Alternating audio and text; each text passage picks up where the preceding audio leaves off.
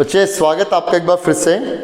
Last lecture में हमने general equation of straight line discuss किया था और उस पर बेस्ड एक्सरसाइज हमने कंप्लीट की थी।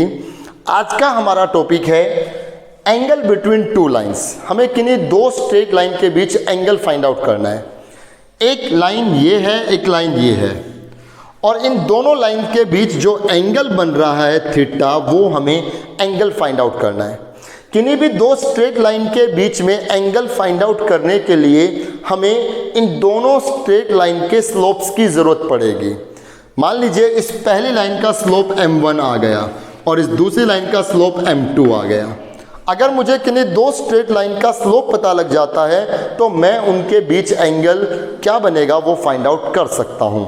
तो इन दोनों स्ट्रेट लाइन के बीच एंगल निकालने का फॉर्मूला हम tan थीटा से निकालते हैं। इन दोनों के बीच एंगल निकालने का फॉर्मूला बनेगा m1 माइनस m2 और नीचे आएगा 1 प्लस इन दोनों की मल्टीप्लाई m1 इंटू m2 और उस पूरे का मॉडुलस। अगर इस पूरे का मोड लगा दिया तो इसका मतलब अगर ये नेगेटिव में है तो भी पॉजिटिव होगा, और अगर ये मोड लगा दिया है तो इस फॉर्मूले को हम अगर m2 minus m1 upon 1 plus m1 m2 का मोड कह दे तो भी गलत नहीं होगा। अब ये दोनों एक ही बात है, क्योंकि नीचे तो 1 plus m1 m2 1 plus m1 m2 same है। अब m1 माइनस m2 का मोड जो आएगा वही m2 माइनस m1 का भी मोड होगा। मतलब मैं ये कहूँ कि 1 माइनस 2 2 माइनस 1 के इक्वल नहीं है, ये अभी इक्वल नहीं है क्योंकि ये -1 होगा, ये 1 होगा। लेकिन अगर मैं 1 माइनस 2 का मोड करूं और 2 माइनस 1 का मोड करूं, अब ये सेम रहेगा। -1 का मोड 1 आएगा, 1 का मोड भी 1 आएगा। तो अगर m1 माइनस m2 पे मोड लगा है पूरे पे ही, तो m2 माइनस m1 पे जो मोड लगाएंगे तो ये दोनों एक ही बात होगी। मतलब ये चक्कर ही खत्म हो गया कि कौन m1 कौन m2। मतलब सिंपल सी बात है, आपको क्या करना होगा, ऊपर तो उन दोनों स्लोप को माइनस करना होगा, नीचे 1 में प्लस करना होगा, दोनों स्लोप की मल्टीप्लाई। जो आएगा वो इन दोनों स्ट्रेट लाइन के बीच एंगल को रिप्रेजेंट करेगा। बच्चे एक बात हम यहाँ पर डिस्कस कर रहे हैं कि पहले दिन ही जब हमने स्ट्रेट लाइन का टॉपिक स्टार्ट किया तो उसमें हमने स्लोप्स के ऊपर डिस्कशन किया था, और वहाँ पर मैंने आपको बताया था कि अगर कोई भी दो लाइन अगर पैरेलल है तो उनके स्लोप्स इक्वल होते हैं, और अगर कोई भी दो लाइन परपेंडिकुलर है तो उनके स्लोप्स का प्रोडक्ट -1 होता है। और वहाँ मैंने ये कहा था कि इसका प्रूफ हम 4-5 एक्सरसाइज के बाद करेंगे। तो इसका अब वो समय आ गया है कि मैं आपको ये बताऊं कि क्यों ऐसा होता है कि कोई दो लाइन अगर पैरेलल है तो स्लोप इक्वल होगा। इस कंसेप्ट से हम जानते हैं। देखिए, if two lines are parallel, L1 और L2 पैरेलल हैं, अगर कोई दो लाइन पैरेलल है then theta is equal to 0। बात मानते हो आप? ये L1 है, ये L2 है। अगर ये दोनों लाइन पैरेलल है तो इन दोनों के बीच जो एंगल बन रहा है थीटा, वो एंगल 0 है। अगर एंगल 0 है तो इनमें हम लगा सकते हैं tan थीटा, मतलब tan 0।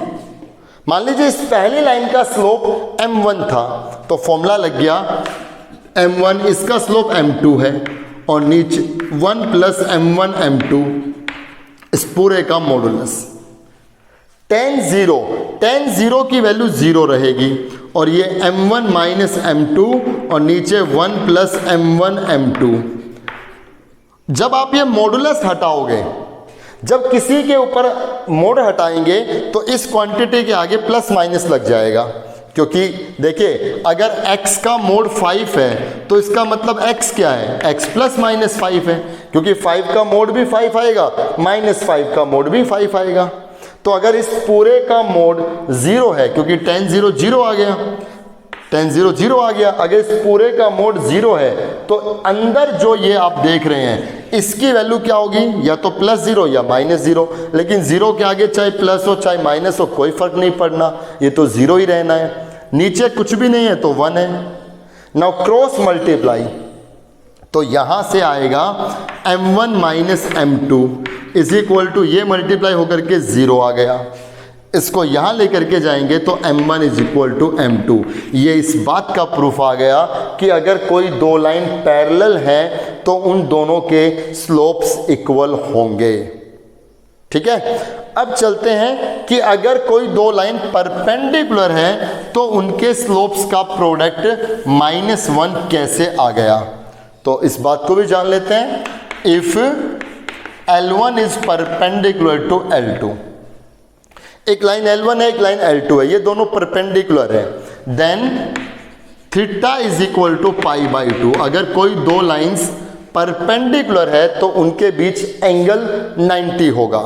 अगर एंगल 90 होगा तो फॉर्मूला बनेगा tan 90 is equal to m1 minus m2 और नीचे आएगा 1 प्लस m1 m2 इस पूरे का मॉडुलस। tan 90 डिग्री हम सब समझते हैं इन्फिनिटी होता है, और ये आ गया m1 माइनस m2 और नीचे आएगा 1 प्लस m1 m2, और जब मोड हटाएंगे तो यहाँ प्लस माइनस लग गया, इसके नीचे 1 है। मैंने दोनों तरफ रेसिप्रोकल किया तो ये हो गया प्लस माइनस 1 अपॉन इन्फिनिटी, ये हो गया 1 प्लस m1 m2 और नीचे हो गया m1 माइनस m2। और बच्चे समथिंग अपॉन इन्फिनिटी ये 0 हो जाता है। किसी के नीचे अगर इन्फिनिटी आए तो वो 0 बन जाता है। क्यों? क्योंकि 1/0 इन्फिनिटी था, इन्फिनिटी को यहाँ लाए, 0 को यहाँ ले गए, तो 1/इन्फिनिटी 0 हो गया। और ये आगे एक लिमिट्स एंड डेरिवेटिव का टॉपिक आएगा, वहां मैं एग्जैक्ट आपको बताऊंगा कि ऐसा क्यों हो गया। तो 1/इन्फिनिटी कांस्टेंट के नीचे अगर इन्फिनिटी है तो क्या होता है 0, इसके आगे क्या है प्लस माइनस। अब 0 के आगे प्लस माइनस का तो कोई खेल ही नहीं रहा। 0/1 is equal to 1 plus m1 m2 और नीचे m1 minus m2 cross multiply कीजिए तो 1 plus m1 m2 is equal to 0 और ये 1 यहाँ आएगा तो रिजल्ट मिल गया m1 m2 is equal to -1। तो इन दोनों के स्लोप्स का प्रोडक्ट -1 के इक्वल आया। कब? जब वो दोनों लाइंस परपेंडिकुलर हैं।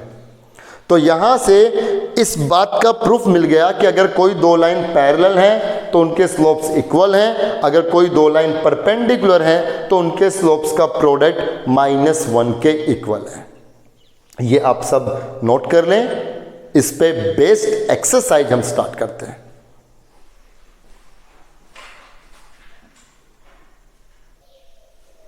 क्वेश्चन नंबर फर्स्ट का फर्स्ट पार्ट हमने लिया बच्चों। दो स्ट्रेट लाइन की इक्वेशन दी गई है, एक इक्वेशन है ये, एक इक्वेशन है ये।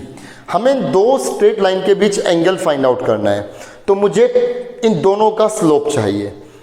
पहली लाइन का स्लोप m1 से हम लिख रहे हैं, और लास्ट एक्सरसाइज में हमने सीखा था कि किसी भी इक्वेशन से डायरेक्ट अगर हमें स्लोप निकालना हो तो उसका तरीका क्या है। तो इससे अगर मुझे डायरेक्ट स्लोप निकालना हो तो ये होगा माइनस कोफिशिएंट ऑफ x मतलब 1 अपॉन कोफिशिएंट ऑफ y मतलब 2। ये पहली लाइन का स्लोप आ गया। ऐसे दूसरी लाइन का स्लोप भी निकाल लेंगे, माइनस कोफिशिएंट ऑफ x मतलब 3 अपॉन कोफिशिएंट ऑफ y मतलब 1 मतलब -3 ही हो गया। अब हम इन दोनों के बीच एंगल निकाल रहे हैं tan थीटा। फॉर्मूला होगा m1 माइनस m2 और नीचे 1 प्लस m1 m2 इस पूरे का modulus. So tan theta is equal to m1 minus m2 मतलब -1/2 बीच में माइनस m2 तो प्लस +3 हो गया, और नीचे आएगा 1 प्लस m1 m2 दोनों की मल्टीप्लाई करेंगे तो ये आएगा 3/2। So tan theta is equal to, यहाँ एलसीएम आ गया 2 तो ये 6 माइनस 1 5/2 आएगा। ऊपर आ गया 5/2 और नीचे आ गया 2 प्लस 3 ये भी 5/2 ही आ गया। 5/2 से 5/2 कैंसिल, रह गया 1, और 1 का जब हम मॉडुलस करेंगे तो 1 ही रहेगा। tan थीटा अगर 1 है तो थीटा की वैल्यू आ गई π/4 मतलब 45 डिग्री। तो इन दोनों स्ट्रेट लाइन के बीच जो एंगल बन रहा है वो 45 डिग्री का एंगल है। फर्स्ट के सभी पार्ट्स आप कर लीजिए, इसी तरह सारे पार्ट होंगे।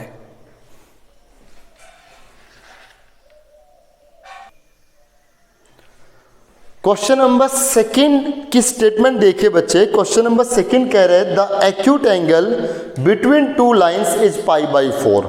मतलब किन्हीं दो लाइन के बीच जो एंगल बन रहा है वो π/4 है, 45 है। और उन दोनों लाइन में से एक लाइन का स्लोप 1/2 है।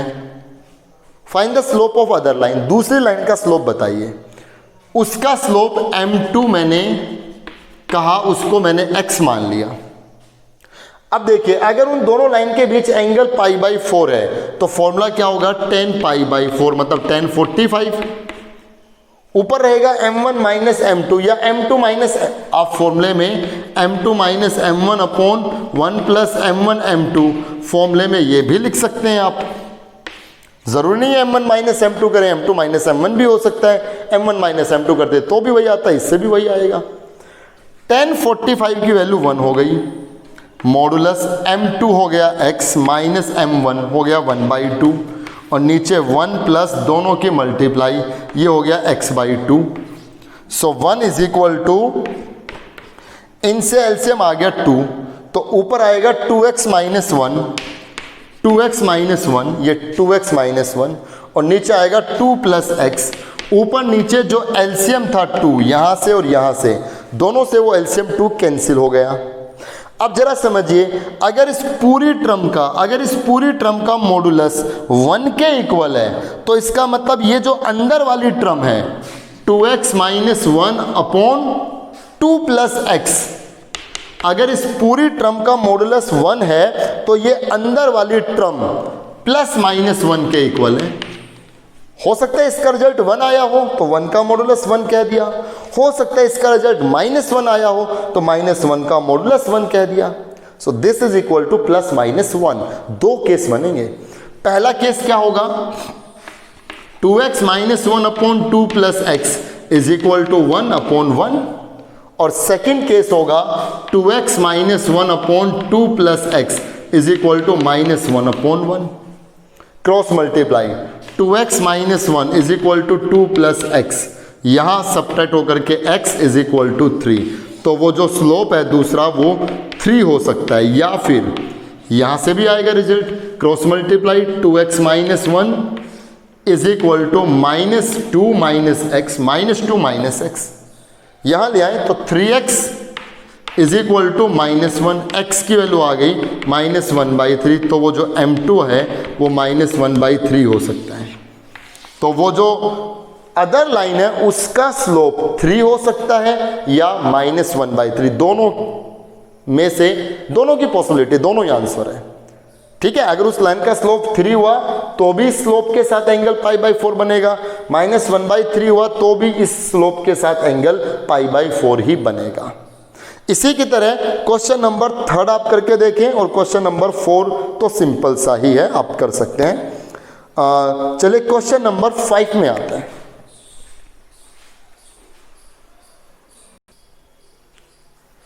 क्वेश्चन नंबर 5 में आते हैं। अभी जो हमने क्वेश्चन नंबर 2 डिस्कस किया बच्चों, उसी से ही मिलता जुलता ये क्वेश्चन है। क्वेश्चन की स्टेटमेंट आप अगर पढ़ें तो देखिए क्या है, find the equation of line passing through the point 4,5। एक स्ट्रेट लाइन की इक्वेशन निकालिए जब उस स्ट्रेट लाइन का पासिंग पॉइंट 4,5 है। आई मीन वो स्ट्रेट लाइन 4,5 पॉइंट से पास हो रही है और वो लाइन इस लाइन के साथ एंगल 45 डिग्री बना रही है। एक तो ये कह दिया कि उस लाइन का पासिंग पॉइंट 4,5 है और एक ये कह दिया कि वो लाइन जो लाइन हम निकालना चाह रहे हैं वो लाइन इस लाइन के साथ एंगल 45 डिग्री बना रही है।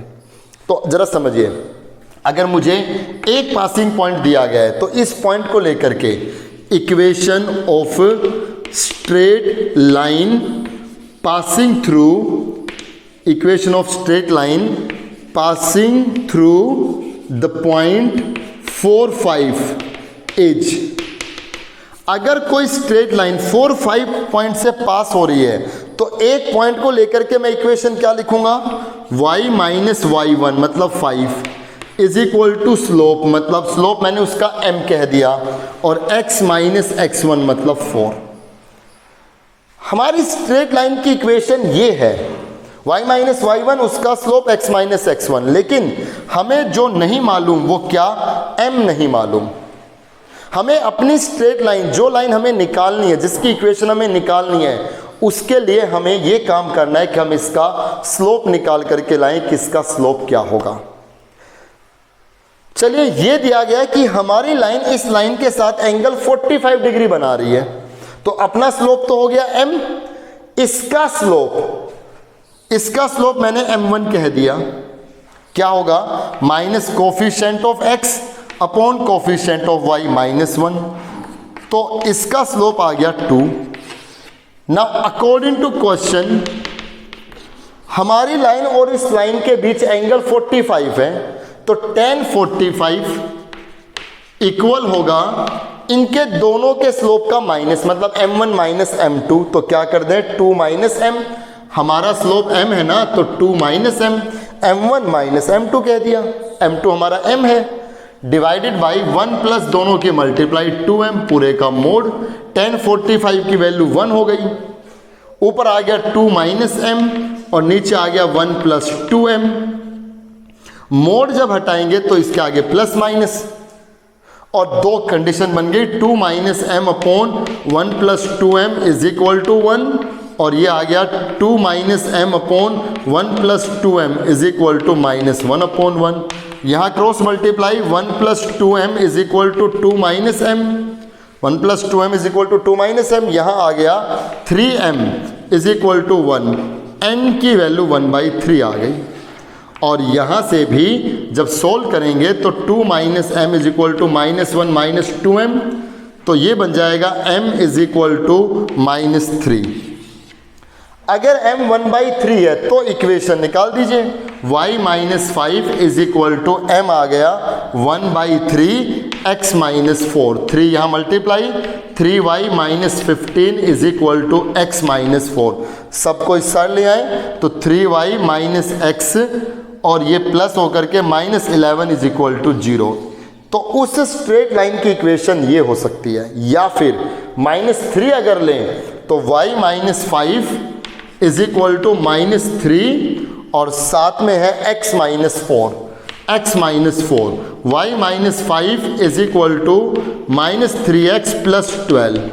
यहाँ लेकर के आएंगे तो y plus 3x minus 17 is equal to 0। तो उस स्ट्रेट लाइन की इक्वेशन ये हो सकती है, या फिर उस स्ट्रेट लाइन की इक्वेशन ये हो सकती है। दोनों ही कंडीशन हमने बता दी। क्वेश्चन को आप समझे जरूर कि उस क्वेश्चन में गिवन क्या है और क्या फाइंड आउट करना है। गिवन था कि उसका एक पासिंग पॉइंट है, गिवन था कि इस लाइन के साथ एंगल वो ये बना रही है, तो इस पासिंग पॉइंट से इक्वेशन ये बनेगी। स्लोप नहीं मालूम, लेकिन इसका स्लोप पता लग गया। इन दोनों के स्लोप को लेकर के एंगल 45 का हमने एंगल 45 लेकर के हमने एंगल का फॉर्मूला निकाला, उससे m आ गया। m यहाँ रखेंगे तो इक्वेशन ऑब्टेन हो गई। तो क्वेश्चन नंबर 5 अब करके देखें, इजीली आप कर सकते हैं। चलिए क्वेश्चन नंबर 6 में आते हैं। 6 और 7 दोनों ही एक जैसे क्वेश्चन है। 6 में आते हैं।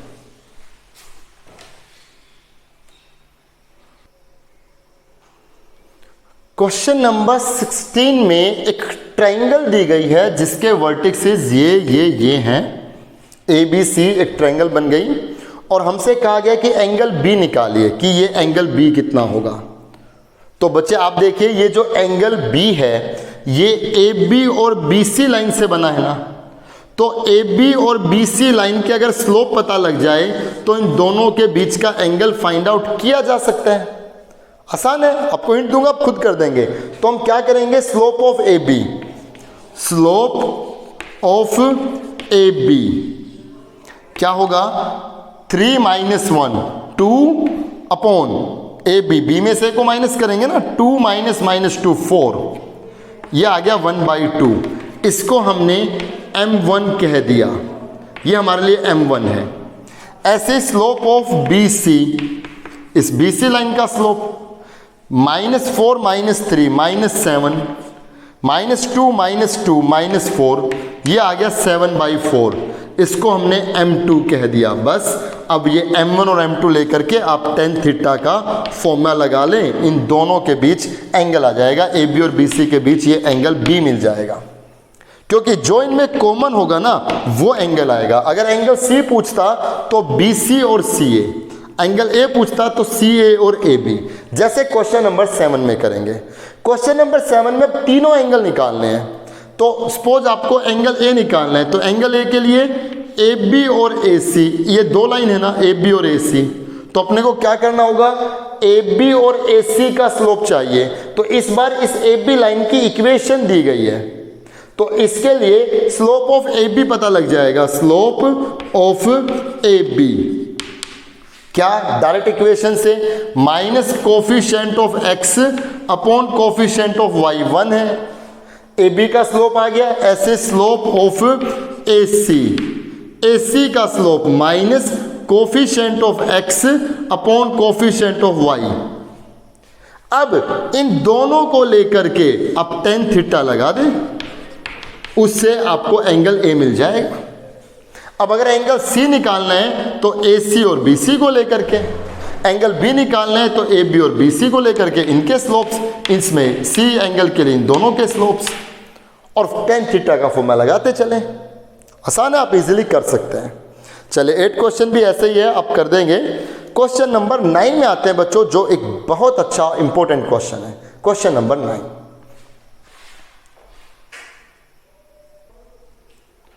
क्वेश्चन नंबर 9 में बच्चे स्टेटमेंट है, find the equation of the lines which pass through 4, 5। मतलब हमें लाइन की इक्वेशन निकालनी है, उस लाइन का पासिंग पॉइंट तो ये है, ठीक है, उस लाइन का पासिंग पॉइंट ये है, and makes equal angles with this and this.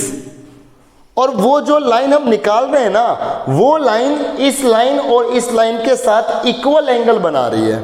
मतलब हमारी लाइन इस लाइन के साथ जो एंगल बना रही है ना, वही एंगल हमारी लाइन इस लाइन के साथ भी बना रही है। तो हमने क्या किया इसके सॉल्यूशन में, सबसे पहले इस पॉइंट को लेकर के हमने इक्वेशन निकाल दी। Equation of straight line passing through, अभी ऐसा क्वेश्चन आया था, equation of straight line passing through the point 4, 5 is, क्या बनेगा, y माइनस y1 मतलब 5 is equal to slope x minus x1। Slope हमने m कह दिया, लेकिन अब हमें m की ही वैल्यू निकालनी है, m ही अननोन है। लेकिन ये कह दिया कि हमारी लाइन का इस लाइन के साथ जो एंगल बन रहा है, वही एंगल हमारी लाइन इस लाइन के साथ भी बना रही है। तो अपने को क्या करना है, इसी पे चलते हैं अकॉर्डिंग टू क्वेश्चन। पहले क्या करें, हम अपनी लाइन का एंगल इसके साथ देख लें, अपनी लाइन का एंगल इसके साथ देख लें। तो अपना स्लोप क्या है, m, इसका स्लोप क्या आएगा, minus coefficient of x upon coefficient of y minus 12, तो प्लस का 12 हो गया ना। फॉर्मूला क्या बनेगा, m माइनस मतलब दोनों के स्लोप का माइनस, और नीचे 1 प्लस दोनों के स्लोप्स की मल्टीप्लाई, ये इक्वल है इसका इसके साथ एंगल। तो क्या बनेगा, m माइनस इसका स्लोप कितना आएगा, minus coefficient of x upon coefficient of y मतलब -4, तो +4 हो जाएगा। m माइनस 3/4 और नीचे 1 प्लस 3m/4, उसका भी मॉडुलस, एलसीएम आ जाएगा 12, तो ये आएगा 12m माइनस 5, ये आएगा 12m माइनस 5, और यहां आ गया, ये बन गया 12 प्लस 5m, 12 प्लस 5m, इस पूरे का modulus is equal to modulus of, LCM आएगा 4, तो 4m माइनस 3, 4m माइनस 3, और यहां आ जाएगा 4 प्लस 3m, 4 प्लस 3m, मतलब दोनों इक्वल, दोनों ही इक्वल, ठीक है। अकॉर्डिंग टू कंडीशन हमारी लाइन का एंगल जो इसके साथ बन रहा है, वही हमारी लाइन इसके साथ भी बना रही है। तो इसके स्लोप को लेकर के और अपना स्लोप m लेकर के दोनों के बीच एंगल का फॉर्मूला, अपना स्लोप m लेकर के इसका स्लोप लेकर के दोनों के बीच एंगल का फॉर्मूला, दोनों इक्वल। अब क्या होगा, इन दोनों के मोड अगर इक्वल है तो इसका मतलब अंदर जो ये चीज़ है 12m minus 5 upon 12 plus 5m ये इक्वल होगी प्लस माइनस अंदर वाली इसके, क्योंकि चाहिए प्लस का है तो भी ये इसके इक्वल है, चाहिए माइनस का है तो भी ये इसके इक्वल है। -3 अपॉन 4 प्लस 3m। अब एक बार तो प्लस लेकर के चलेंगे, केस 1 मैंने कह दिया, एक बार प्लस लेकर के 12m minus 5 upon 12 plus 5m is equal to 4m minus 3 upon 4 plus 3m।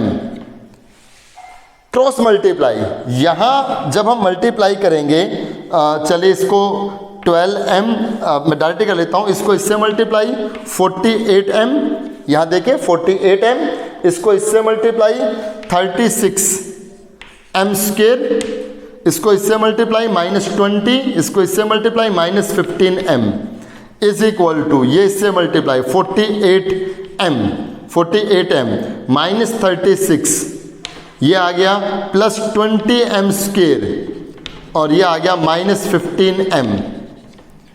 इन सबको हिस्सा लेकर के आओ तो ये माइनस हो जाएगा, ये प्लस, ये माइनस और ये प्लस। ध्यान देते रहे सब बच्चे, अच्छे से समझें। 15m से 15m कैंसिल, 48m से 48m कैंसिल, ये और ये बच गया 16m square is equal to ये आएगा आपका कितना, -20 और ये आई थिंक ये आ गया 16, इस साइड आकर के -16 और ये कैंसिल, m स्क्वायर आ गया -1। बच्चे m स्क्वायर -1 नॉट पॉसिबल, ऐसा तो हो ही नहीं सकता। m स्क्वायर अगर -1 है, m स्क्वायर अगर -1 है तो m क्या आएगा, -1 का अंडर रूट आएगा, तो -1 का अंडर रूट तो आयोटा होगा, इमेजनरी नहीं आएगा। जो स्लोप्स आएंगे वो इमेजनरी नहीं आएंगे, इमेजनरी कॉम्प्लेक्स का कोई कंसेप्ट नहीं है इसमें, ठीक है। तो ये केस 1 से कुछ भी रिजल्ट नहीं आया, इसको लिख करके आप नॉट पॉसिबल लिख देंगे। तो ये आप नोट कर ले केस 1 में कैसे हमने सोल्व किया। अभी मैं इसको रफ कर देता हूं केस 1 को। अब मैं केस सेकंड सोल्व करूंगा। तो केस सेकंड में हम इसका नेगेटिव लेकर के चलेंगे। केस सेकंड में क्या होगा, 12m minus 5 upon 12 plus 5m is equal to minus of 4m minus 3 upon 4 plus 3m। ये हो गया, इसको नेगेटिव से मल्टीप्लाई कर दें तो ये 3 माइनस 4m हो जाएगा, 3 माइनस 4m। बाहर नेगेटिव है ना, तो नेगेटिव ऊपर ही मतलब या तो ऊपर कर लो नीचे कर लो, किसी एक से करना पड़ेगा, ये नहीं कि ऊपर भी कर दे नीचे भी कर दे, फिर तो वो नेगेटिव था ही नहीं। बस अब आप मेरे ख्याल से आपको प्रॉब्लम नहीं आनी चाहिए। अब क्रॉस मल्टीप्लाई करके जैसे अभी किया था एक इक्वेशन बनेगी। अब यहां से m की वैल्यू आ जाएगी। अब यहां से m की जो भी वैल्यू आएगी, हो सकता है 1 आए, हो सकता है 2 आए, जितने भी आए, 2 वैल्यू अगर आएगी उन दोनों वैल्यू को बारी बारी से हम यहां रखेंगे, वो इस स्ट्रेट लाइन की इक्वेशन को बता देंगे। m अगर जैसे 2 आ गया और 5 आ गया तो 2 भी रख करके बताए इक्वेशन क्या आएगी, और 5 रख के भी बताए कि इक्वेशन क्या आएगी। सिंपली आपको सोल्व करके m निकाल करके यहां रखना है, वो स्ट्रेट लाइन की इक्वेशन आ जाएगी। एक बार रिवाइंड करके इस क्वेश्चन को फिर से समझ लें, आपको क्या क्या गिवन था और क्या इसमें फाइंड आउट करना था। चलिए इस लेक्चर में बस हम इतना ही रखेंगे। क्वेश्चन नंबर आप 9 तक कंप्लीट कर लेंगे। मिलते हैं नेक्स्ट लेक्चर में, तब हम इस एक्सरसाइज को कंप्लीट करेंगे। तब तक आप अच्छे से काम करते रहिए, स्वस्थ रहिए। Thank you so much.